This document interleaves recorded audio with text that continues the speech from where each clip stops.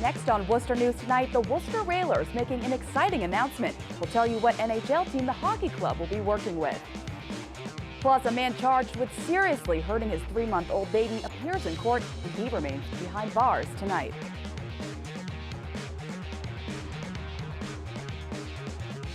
Thanks for joining us tonight. I'm Catherine Rioli. The Worcester Railers made a big announcement today. The club will be an affiliate of the New York Islanders of the National Hockey League. Dozens of fans were at the announcement party at the Compass Tavern. Former Worcester Ice Cat Eric Bonecki, who is now a coach in the Islanders system, was part of tonight's celebration. Islanders pucks, hats, and a signed hockey stick were raffled off. Hockey fans say they are thrilled the team will be a part of Worcester. Well, there's nothing that could keep me away tonight because anything with the Railers, I'm here for. And it was I just could not wait to hear who would be affiliated with. And I was hoping it would be local. And having Bridgeport and the New York Islanders is fantastic. I think a lot of us were kind of hoping for it. You know, you looked at all the teams available and it seemed like a good fit. The Railers hit the ice for their first game on October 14th. Worcester Mayor Joe Petty presenting a plan tonight on cleaning Worcester school buildings of PCBs. Some believe the chemicals may be linked to cancer and have raised concerns about the safety and faculty of the students. Our Jennifer Zarate was at the school committee meeting today and has the story. Mayor Joe Petty announces a comprehensive PCB cleaning plan in an effort to communicate better with concerned teachers and parents. Petty introduced the plan to the public at Thursday night's school committee meeting, laying out an agenda dedicated to cleaning. I think a few parents were asking, or teachers definitely were, just to be part of the process, to understand what was going on. And that's why I put it into a report and I just added the parents and the teachers as part of the whole addressing the issue, and then we added the complaint form. So. Under the plan, Petty says air quality tests will be done at least annually at Burncoat and at Doherty High Schools.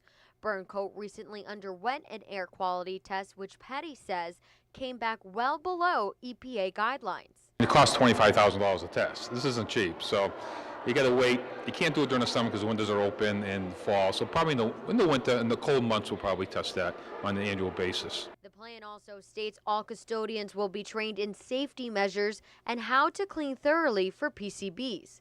Meanwhile, Doherty has been accepted by the Massachusetts School Building Authority for a building project. So it's a 5-year project. The school will take from this year, probably 5 to 6 years from this year's vote in January to be built. Petty says it would cost close to $1 billion to build Doherty, South, Burncoat, and East Middle within a 15-year time frame. Back to you. Thanks, Jenny. A Worcester man charged with hurting his 3-month-old son faces a judge Thursday for his dangerousness hearing. Prosecutors say the baby suffered a brain hemorrhage after Joseph Page shook him to try to get the child to sleep. Our Olivia Lemon was in court today and has the details.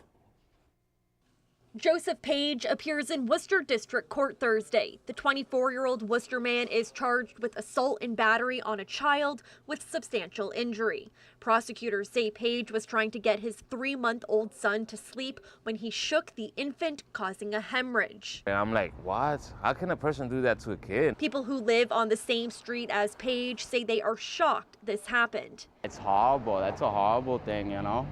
Especially, even if you're like shaking him to put him to sleep, you know, you gotta keep it moderate. You don't do that to a baby, come on, you know?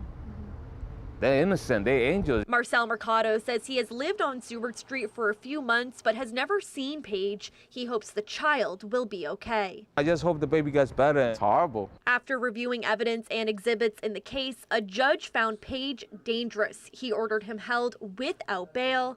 As Page was being walked out of the courtroom, he shouted to his family.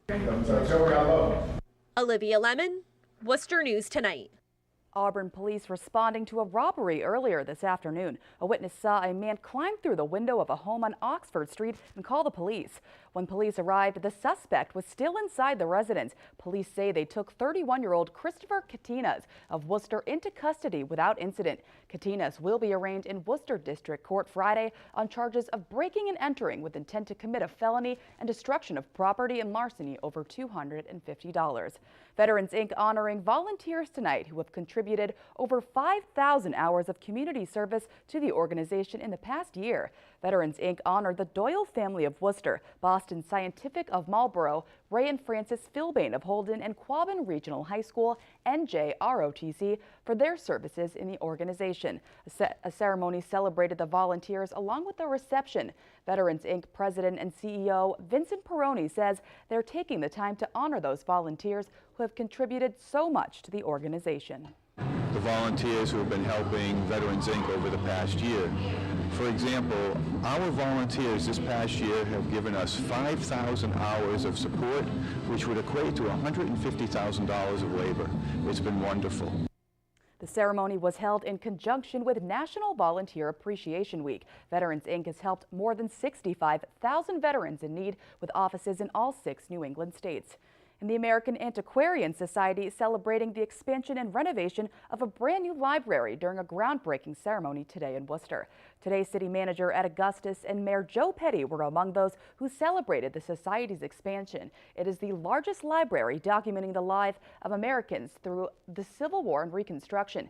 The event also launched a $20 million fund drive called Safeguarding the American Story campaign.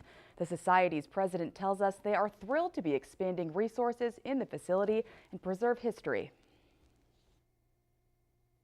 It will give us space for a very modern, large conservation lab, much better than the conservation lab we have currently.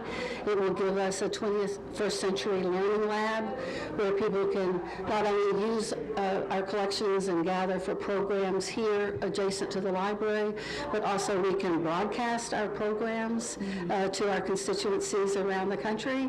And it also will give us much needed space for new mechanical systems. The Antiquarian Society tells us they anticipate the library to open in October of 2018. Local farm owners are hoping this season is better than last year's drought. Breezy Gardens Farm in Leicester says some of their crops were lost because of the dry conditions. Rosalind Flaherty has the story. Breezy Gardens owners John and Kim Michek say last summer's drought was the worst they've ever seen.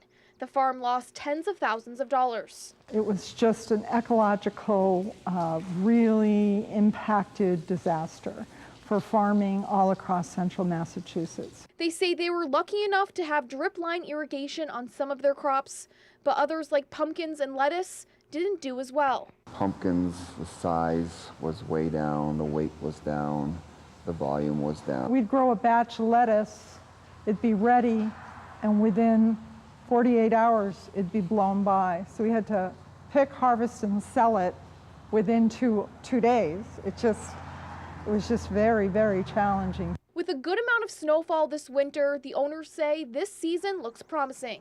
They say while the rain over the past few weeks was needed, they wish it would slow down. We got a plant, we got field work to do, everything's dripping wet, we'll have tractors stuck. In case of another drought, the Micheks say they have a better plan in place, like adding more drip line irrigation. We're going to be putting some wells in and doing more drip irrigations for crops like strawberries and tomatoes and peppers. You do the best you can to roll with the punches, and if you didn't want a challenge, you wouldn't farm in New England.